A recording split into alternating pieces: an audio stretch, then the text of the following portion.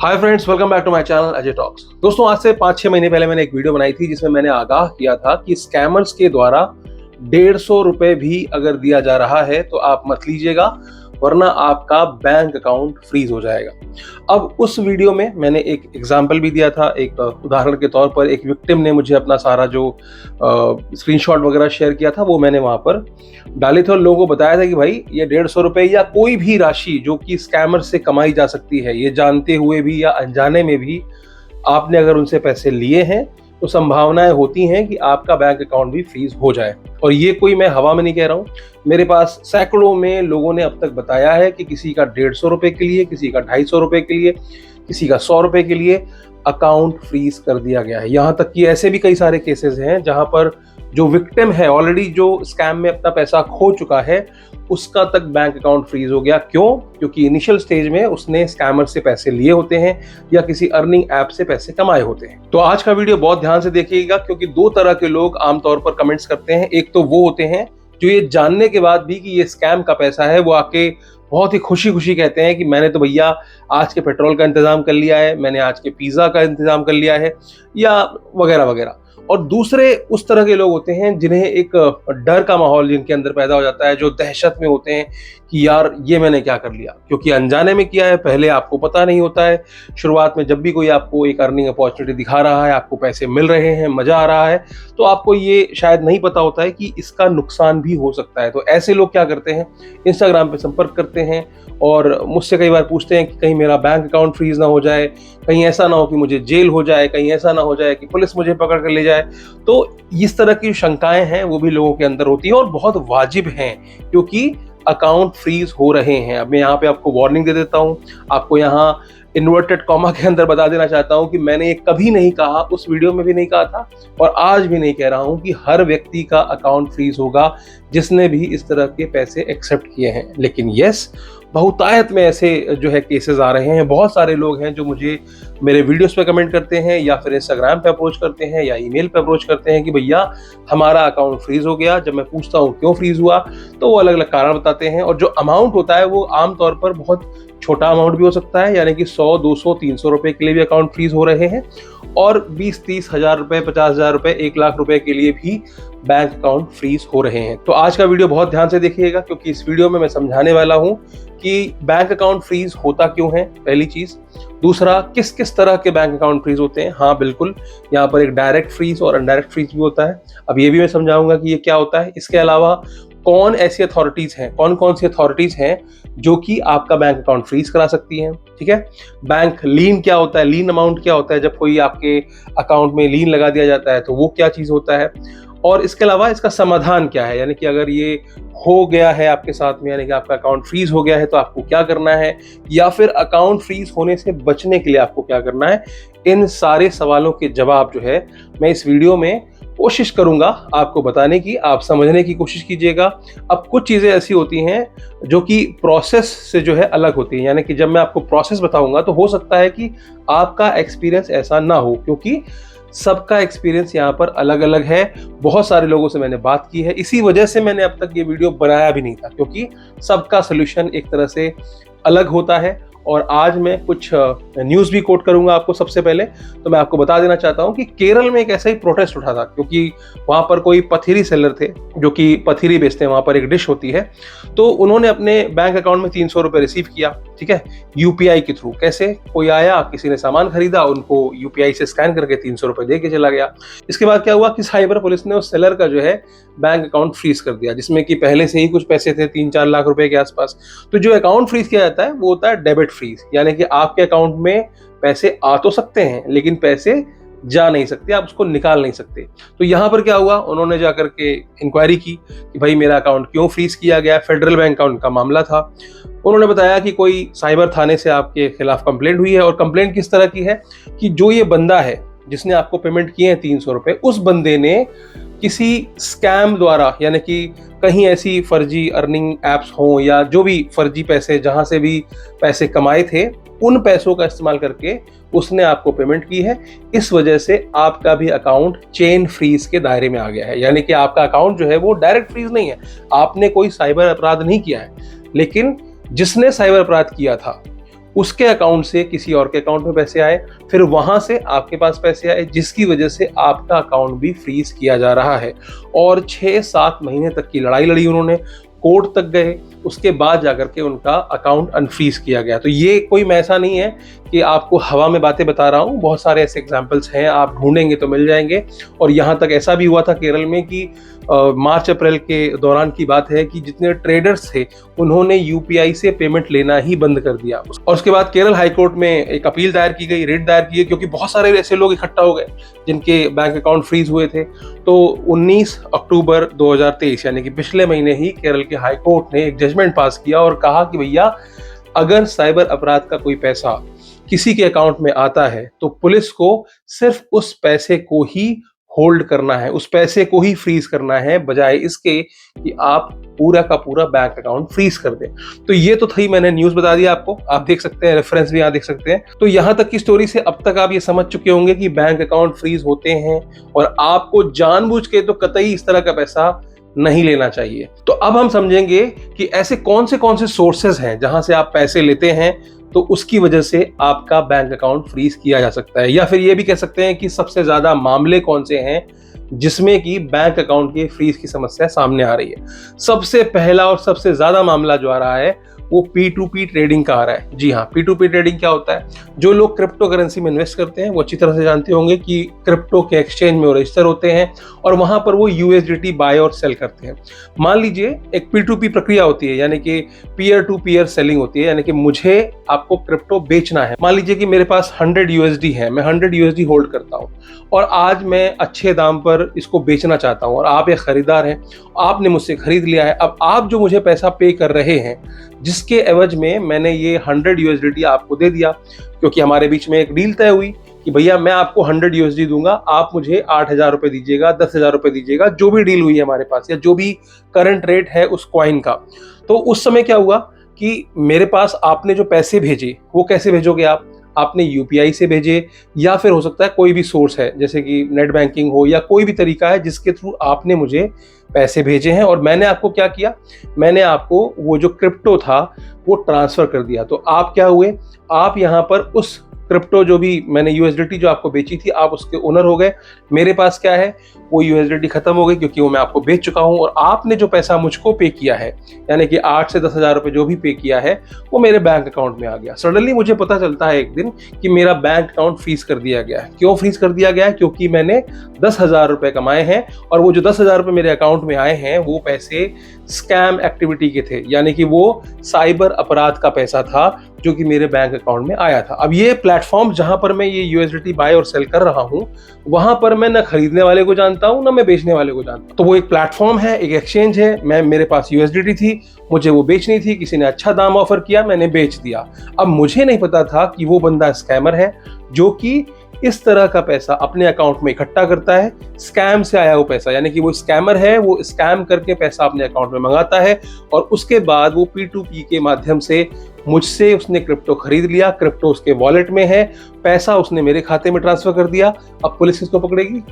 मुझको पकड़ेगी। क्यों? क्योंकि पैसा विक्टिम के अकाउंट से पहले स्कैमर के अकाउंट में गया, स्कैमर के अकाउंट से मेरे अकाउंट में आ गया। तो जो मनी ट्रेल निकाली जाएगी जब भी साइबर अपराध होता है और कोई साइबर अपराध दर्ज किया जाता है तो पुलिस सबसे पहले मनी ट्रेल निकालती है और उस मनी ट्रेल के हिसाब से एंड में पैसा किसके पास पहुंचा? मेरे पास पहुंचा। तो पकड़ा किसको जाएगा? मुझको पकड़ा जाएगा। अब उसको तो पकड़ नहीं सकते क्योंकि वो स्कैमर है और उसने जो बैंक अकाउंट का इस्तेमाल किया था उसकी KYC भी कंप्लीट नहीं थी, या फिर जिस भी डॉक्यूमेंट के आधार पर वो बैंक अकाउंट खुला था वो एक फर्जी व्यक्ति था या कोई गरीब था या किसान था खरीद करके, या कोई मनी म्यूल था, कोई भी हो सकता है। क्योंकि पैसा वहां पर नहीं है, पैसा यहाँ पर है, तो पुलिस किसको आएगी पूछने के लिए? मुझको आएगी। मुझसे कहेगी भैया ये 10,000 रुपए जो आपको यहाँ से राउट होकर के आए हैं वापस कर दो, वो विक्टिम के हैं। तो आप कहाँ पर ठहरे आकर के? आपके वो 10,000 रुपए भी चले गए, ठीक है। उसके अलावा आप एक साइबर अपराधी भी बना दिए गए। उसके अलावा आपका बैंक अकाउंट फ्रीज कर दिया गया, जिसमें मान लीजिए कि पहले से ही 5 लाख रुपए थे। मान लीजिए कि वो आपका सैलरी अकाउंट था। मान लीजिए कि उससे आपका ईएमआई कटता है, इंश्योरेंस का पैसा कटता है, लेकिन आज के स्टेटस में क्या है? इस P2P एक्सचेंज, जिसमें कि आपकी कोई गलती नहीं है, लेकिन साइबर अपराधियों ने क्या किया? पहले तो विक्टिम को लूटा, विक्टिम से पैसा इकट्ठा करने के बाद उस पैसे को क्रिप्टो में इन्वेस्ट किया, जो कि मुझसे बाय किया। मैं भी एक तरह से विक्टिम बना दिया गया। तो यहाँ पर जब पुलिस इन्वेस्टिगेशन करती है तो पुलिस के हिसाब से मैं अपराधी हूँ और वो विक्टिम है, और जो बीच में जो एक्चुअल साइबर अपराधी है वो बचकर निकल जाता है, और वो जो क्रिप्टो का पैसा है वो अलग अलग वॉलेट से होता हुआ इंटरनेशनल बाउंड्री पार कर जाता है, और उसके बाद उस पैसे का अता पता नहीं होता है। तो ये तो था पहला तरीका जिसके थ्रू बैंक अकाउंट फ्रीज हो रहे हैं। दूसरा तरीका है प्रीपेड टास्क स्कैम, जिसके बारे में मैं बहुत सारे वीडियोस बना चुका हूं ऑलरेडी। जिसमें क्या होता है कि इनिशियली आपको कुछ पैसे दिए जाते हैं टास्क करवा करके, और वो जो टास्क करवा के जो पैसे दिए जाते हैं वो पैसे आपको कहां से आते हैं?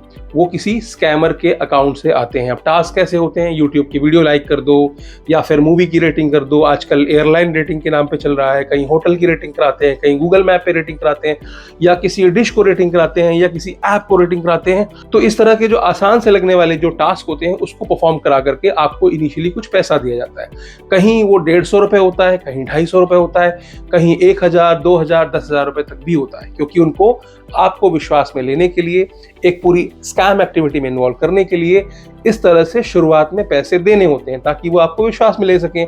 लेकिन यकीन मानिए, ये जो पैसे आपके अकाउंट में आ रहे हैं वो 2 तरीके से आ सकते हैं। पहला, या तो वो अकाउंट ऐसा है, जैसा कि मैंने पिछले केस में आपको बताया, जो स्कैमर का करंट अकाउंट है, जो कि फर्जी डॉक्यूमेंट के आधार पर खोला गया, विक्टिम से पैसा वहां लिया गया, और आपको एक मुनाफे के तौर पे, जो कि आपने लाइक किया, आपको 150 रुपए मिले, उस अकाउंट से आपके पास पैसा आया। तो क्या होगा? जब भी कोई विक्टिम कंप्लेंट करेगा उस अकाउंट में, वो पैसा कहाँ आया है? आपके पास आया। तो यानी कि वो जो अकाउंट है उस पर फोकस करना आप। वो जो स्कैमर का अकाउंट है उससे उसने P2P भी किया, यानी कि उसने क्रिप्टो भी खरीदा, और उसी से संभवतः वो रिटर्न्स भी दे रहा है लोगों को। ठीक है? तो यहाँ पर जो भी प्रीपेड टास्क स्कैम है, जो टास्क स्कैम है, टास्क बेस्ड स्कैम है, वर्क फ्रॉम होम वाला स्कैम है, उसमें भी जो इनिशियल टाइम पे जो पैसे आपको मिले होते हैं उसके खिलाफ भी कंप्लेंट होती है, तो आपका बैंक अकाउंट फ्रीज होता ही होता है। ठीक है? ये हुआ दूसरा। तीसरा आ गया गेमिंग एप्स। जी हाँ, बहुत सारे अनऑथराइज गेमिंग एप्स चल रहे हैं, बहुत सारे ऐसे फर्जी वो कलर प्रेडिक्शन वाले गेम्स हैं, या लूडो शूडो। अच्छा, लूडो में भी ऐसा नहीं है कि सारे लूडो गेम जो है वो ऑथराइज होते हैं, फर्जी हैं सारे। एपीके डाउनलोड कराते हैं, बहुत सारे ऐसे हैं जो एपीके डाउनलोड कराते हैं, आपसे कहते हैं इतना खेलो ये जीत जाओगे, इतना खेलो वो जीत जाओगे। या इसमें बेटिंग एप्स भी होती हैं, उसको भी आप इंक्लूड कर सकते हो, जिसमें कि आप एक तरह से जुआ खेल रहे हो। जैसा कि आपने देखा होगा, एविएटर वगैरह बहुत सारे गेम्स आजकल चल रहे हैं, जिसमें कि दिखाया जाता है कि आप बस पैसा लगाओ, वो ऐसा बढ़ जाएगा, 100 रुपए लगाया 2000 रुपए हो गया, तुरंत विड्रॉल हो रहा है। तो ये जो विड्रॉल है ना, ये बहुत खतरनाक है, और शुरुआत में विड्रॉल मिलेगा भी। आप 100 लगाओगे 200 मिलेगा। क्यों? क्योंकि आपको खून लगाना है, आपको उनको लालच देना है। लालच कैसे देंगे? जब तक आपको रिटर्न नहीं मिलेगा, जब तक आप जीतोगे नहीं, तब तक आप उन पर ट्रस्ट नहीं करोगे। तो इनिशियली जो पैसा आ रहा है, जो आपको जीता हुआ पैसा दिया जा रहा है, वो भी वहीं से दिया जा रहा है। तो ये तो था तीसरा प्रकार। अगला प्रकार क्या हो सकता है? आजकल बहुत सारी इन्वेस्टमेंट अपॉर्चुनिटी दिखाई जा रही है कि भैया ट्रेडिंग करिए, सिग्नल ट्रेडिंग। ठीक है ना? तो मैं आपको ट्रेडिंग करनी है, इन्वेस्टमेंट करना है, और हम सिग्नल देंगे हमारे बताए हुए आप तरीके से ट्रेडिंग करना, तो उससे आपको जो है मुनाफा होगा। यहाँ पर भी इसी तरह के पैसों का इस्तेमाल किया जाता है। तो जो रिटर्न्स आपको दिए जाते हैं वो रिटर्न इन्हीं तरह के अकाउंट से दिए जाते हैं। इसके अलावा होता है, आजकल बहुत सारे इन्वेस्टमेंट ऐप्स चल रहे हैं, जहां पर वो कहते हैं कि आप 500 रुपए लगाइए, डेली आपको इतने इतने पैसे मिलेंगे, बहुत सारे बड़े बड़े ब्रांड के नाम पर। और मैंने देखा आजकल बहुत सारे बड़े बड़े यूट्यूबर्स भी हैं, वो भी इस तरह के ऐप्स को भरपूर प्रमोट कर रहे हैं, पूरी तरह से स्कैम करने के लिए इस तरह के ऐप्स का डेवलपमेंट करते हैं। लेकिन आपको क्या लगता है? अर्निंग ऐप है, आपको शुरुआत में वैसे मिलते भी हैं, लेकिन इन पैसों की वजह से भी आपका बैंक अकाउंट खतरे में है। तो अगर आप ये सोच रहे हैं कि नहीं यार अर्निंग ऐप है, जेन्युइन है, तो बहुत सोच समझ करके लगाइए पैसा, क्योंकि जब आप लगा रहे होते हैं तब भी आप देखना कि आप अलग अलग कंपनीज के नाम पर पैसा लगा रहे होते हैं और आपको जो रिसीव हो रहे होते हैं वो हर बार अलग अलग कंपनीज के नाम पर या अलग अलग बंदों के नाम पर पैसे रिसीव होते हैं। तो ये पैसे भी बहुत खतरनाक होते हैं, तो इनसे भी आपको बच के रहना है। अब अगला नंबर है जो कि बेहद गंभीर है, जिसमें कि मनी म्यूल्स बनाए जा रहे हैं। इसके विषय पे भी मैंने कुछ वीडियोस बनाए थे कि यहाँ पर क्या होता है, लोगों को हायर किया जाता है ये कह करके कि भाई आपको एक कलेक्शन एजेंट की तरह जॉब करनी है हमारे लिए, हमारे जो क्लाइंट्स हैं वो आपके खाते में पैसे डालेंगे और फिर आपको क्या करना है, उन पैसों को या तो क्रिप्टो खरीदना है उससे या फिर उन पैसों को हमारे बताए हुए खातों में ट्रांसफर कर देना है, ठीक है ना।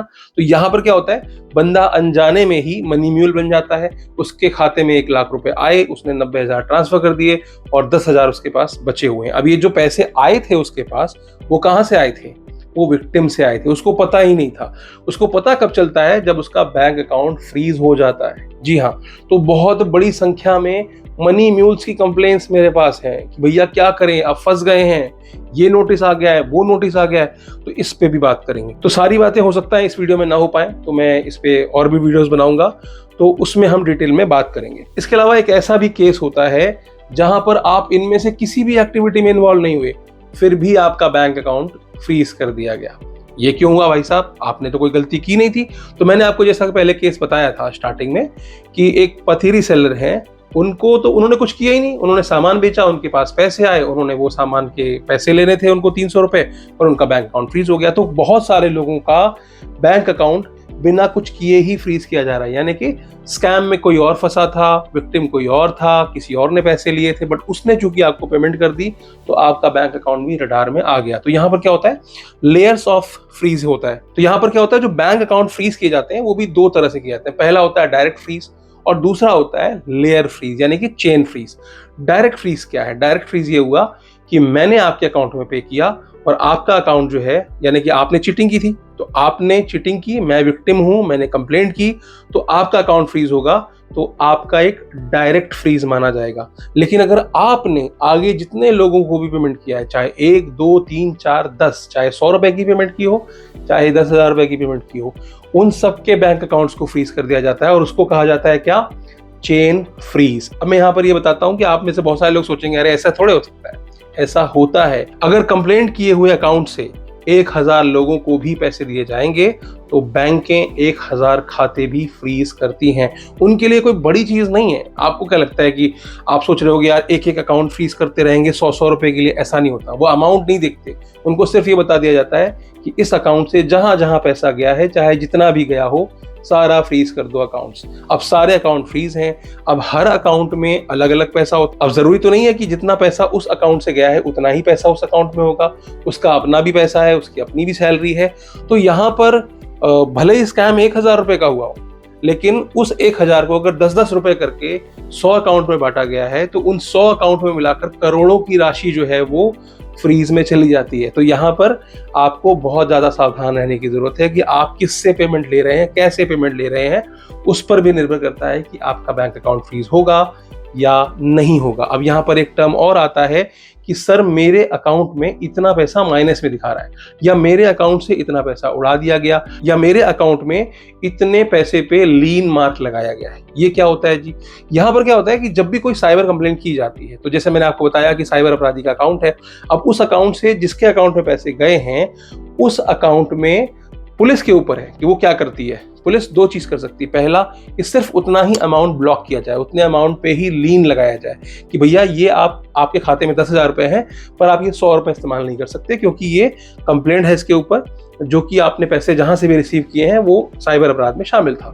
दूसरा क्या है, पूरा का पूरा फ्रीज कर देना, जो मैंने आपको पहले बताया। तो अमाउंट लीन भी लग सकता है, यानी कि उतना अमाउंट होल्ड भी हो सकता है, और यहाँ पर पूरा का पूरा अकाउंट फ्रीज पे भी जा सकता है। तो दोनों चीजें होती हैं, लेकिन ज्यादातर संख्या में क्या हो रहा है, पूरा का पूरा अकाउंट ही उड़ा दे रहे हैं, यानी कि पूरा का पूरा अकाउंट ही फ्रीज कर रहे हैं। अब यहाँ बहुत सारे लोगों को डाउट होता है कि क्या मेरे सारे पैसे माइनस कर दिए जाएंगे। नहीं, ऐसा नहीं होता। अकाउंट फ्रीज का मतलब सिर्फ इतना होता है कि आपके अकाउंट में अगर 5 लाख रुपए हैं और 1,000 रुपए मान लीजिए आपने स्कैम वाली एक्टिविटी से प्राप्त किए हैं, तो उस 1,000 रुपए के लिए आपसे विवरण मांगा जाएगा, आपसे उसका जवाब मांगा जाएगा कि भाई ये पैसे कहाँ से आए, क्यों लिए, और आपको शुरुआत में एक तरह से स्कैमर भी कंसीडर किया जाएगा। लेकिन बाकी जो आपके पैसे हैं वो एज इट इज रहते हैं, लेकिन वो आप उनका इस्तेमाल नहीं कर सकते क्योंकि आपका अकाउंट डेबिट फ्रीज में गया है, यानी कि आपके एटीएम, ईएमआईज, ऑनलाइन ट्रांसफर सब कुछ बंद हो जाता है। ठीक है, तो आप समझ चुके होंगे अब तक कि किन किन परिस्थितियों में बैंक अकाउंट फ्रीज होते हैं और कौन फ्रीज कराता है, ये भी समझ लेते हैं। अब आपका बैंक अकाउंट कौन फ्रीज करा सकता है? ईडी फ्रीज करा सकती है, सेबी फ्रीज करा सकती है, पुलिस फ्रीज करा सकती है, साइबर पुलिस करा सकती है।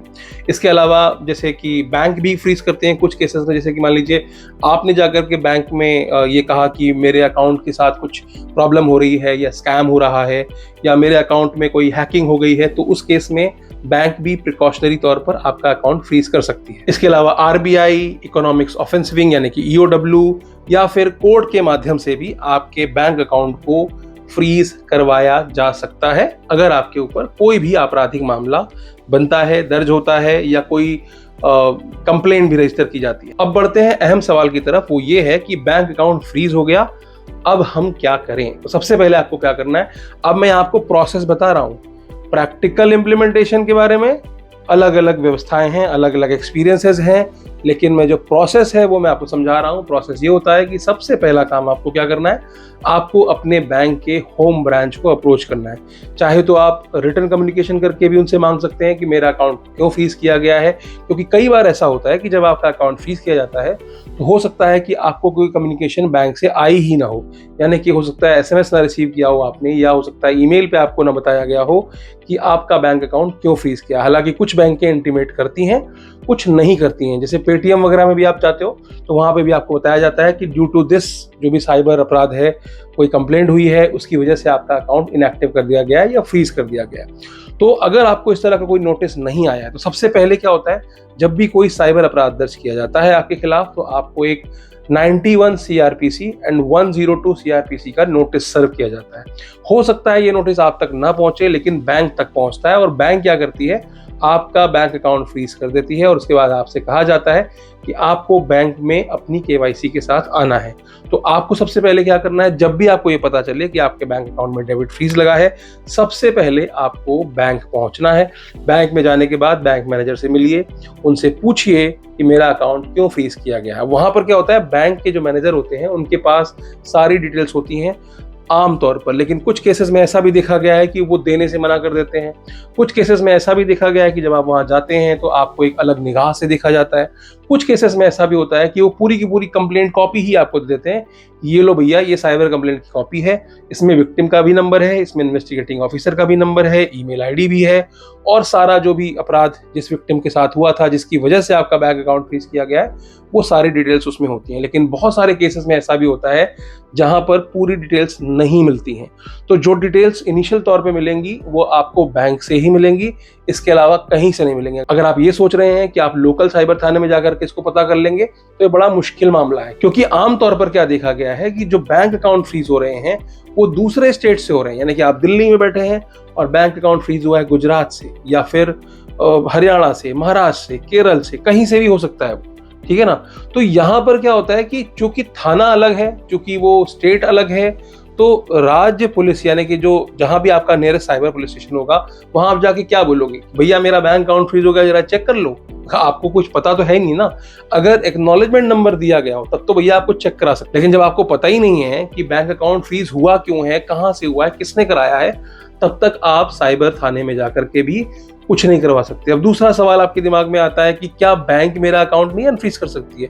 बिल्कुल नहीं, बैंक इस मामले में आपकी कोई हेल्प नहीं करने वाली है। बैंक को चाहिए होता है एनओसी। एनओसी कौन देता है?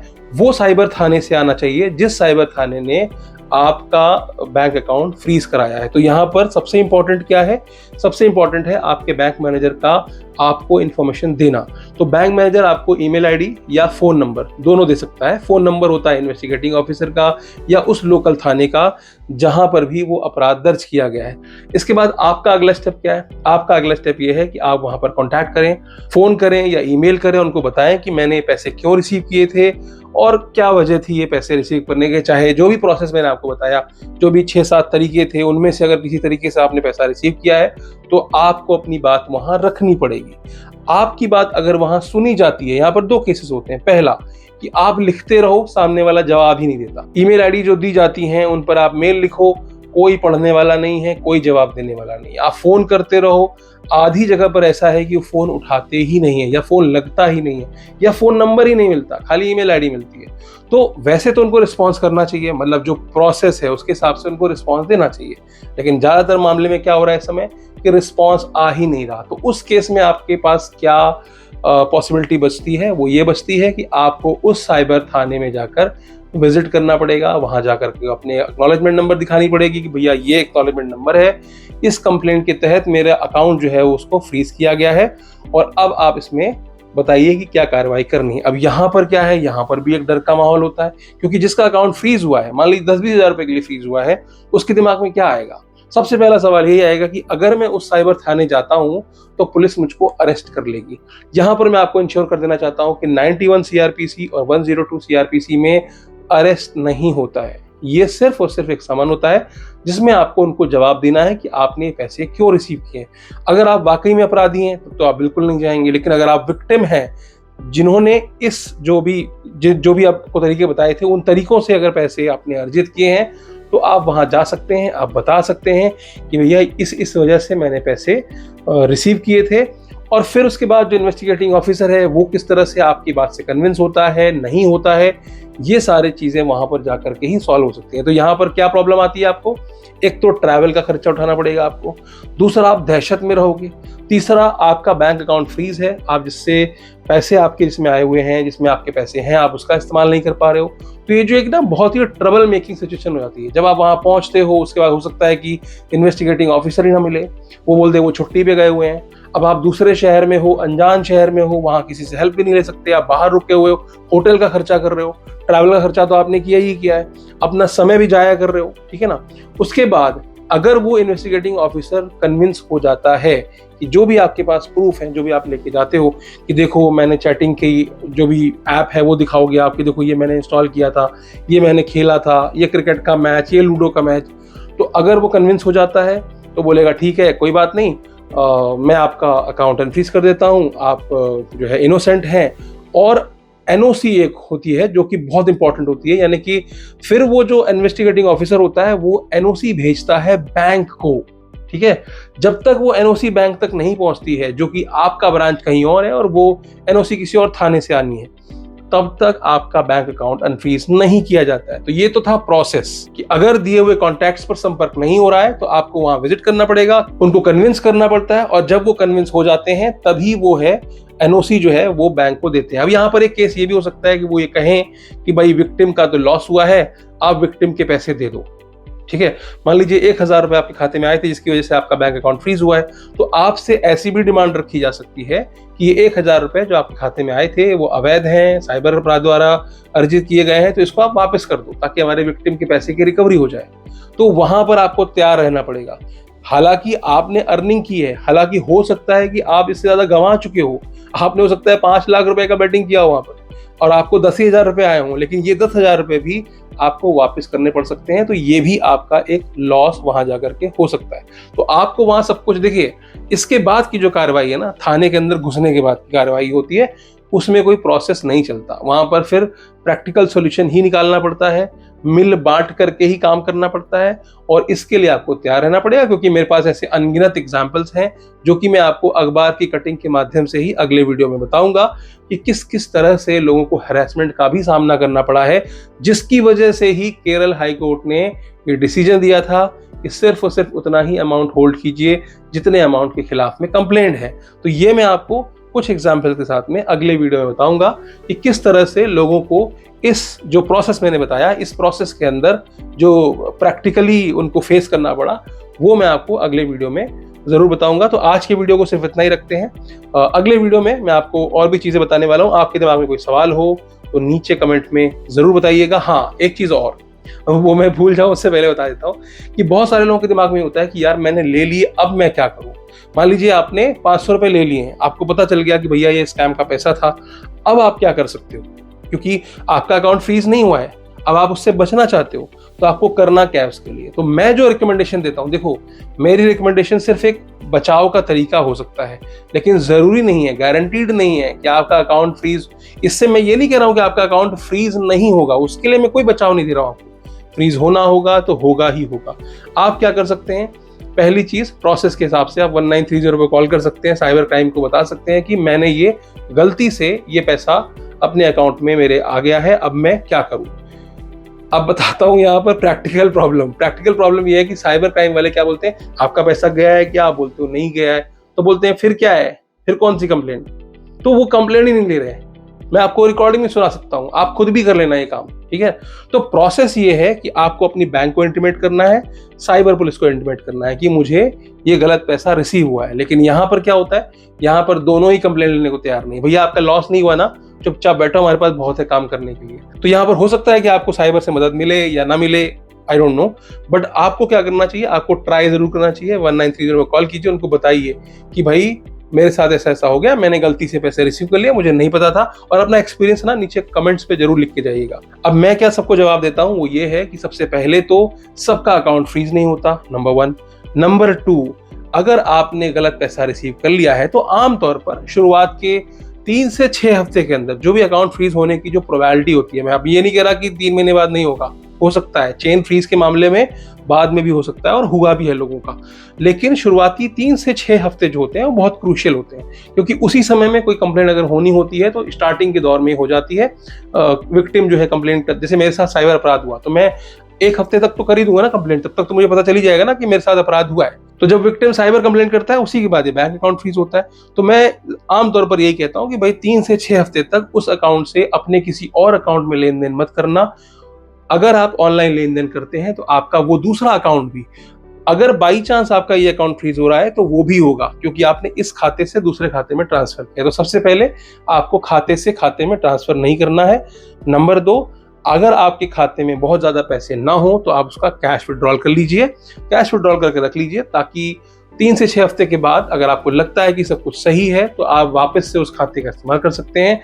तीसरा, आप क्या कर सकते हैं, आप उस बैंक अकाउंट को बंद करा दीजिए और किसी और ब्रांच में, किसी और बैंक में नया बैंक अकाउंट खुलवा लीजिए। तो ये मैं आपको छोटा सा सॉल्यूशन कह सकते हो या बचाव कह सकते हो या कुछ भी कह सकते हो, यही मैं आपको वहां बताता हूँ इंस्टाग्राम पे भी, और यही मैं आपको वीडियो में बता रहा हूँ।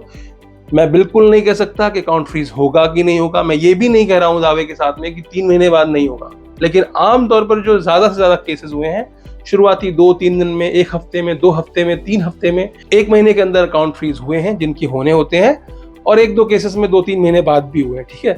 तो वो 1 ही 2 केस हैं। तो 3 से 6 हफ्ते का टाइम मैं लेके चलता हूँ कि भाई 3 से 4 हफ्ते, 6 हफ्ते तक अगर बैंक अकाउंट फ्रीज होना है तो हो जाता है। तो आज के वीडियो को यहीं तक रखते हैं, अगले वीडियो में हम और भी बातें करेंगे इस बारे में। बहुत सारे सवाल हैं, मैं जानता हूँ आपके भी होंगे, कमेंट सेक्शन में डालिएगा, उसको भी हम लेंगे, और साथ में जो मेरे और कई सारे सवाल जो पिछले वीडियोस के अधूरे रह गए हैं उनको भी मैं अगले वीडियो में कवर करने की कोशिश करूंगा। तो उम्मीद करता हूं कि आज का वीडियो जो है वो आपको काफी इन्फॉर्मेटिव लगा होगा।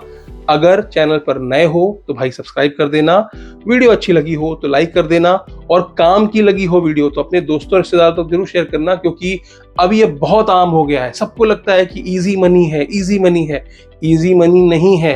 ये 150, 200, 500 रुपए जो कमाते हैं आप स्टार्टिंग में, ये आपको बहुत ज्यादा ट्रबल मेकिंग भी हो सकता है, बहुत ज्यादा परेशानियों में भी लाके खड़ा कर सकता है। तो आज के लिए सिर्फ इतना ही। वीडियो में अंत तक बने रहने के लिए आपका बहुत बहुत शुक्रिया।